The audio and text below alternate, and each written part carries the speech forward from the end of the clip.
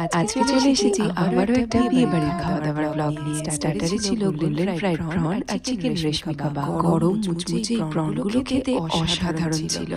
তারপরে মকটেল কাউন্টারে গিয়ে ভার্জিন মোহিতো আর ব্লু লাগুন নিলাম। একটু গলা ভিজিয়ে নিতেই আরেকটা স্টলে দেখলাম জিলিপির সাথে রাবড়ি সার্ভ করছে। এটাও দারুণ খেতে ছিল। স্টার্টার খাওয়ার পরে বিয়েবাড়ির আশপাশটা একটু ঘুরে দেখলাম। দারুণ সাজিয়েছিল।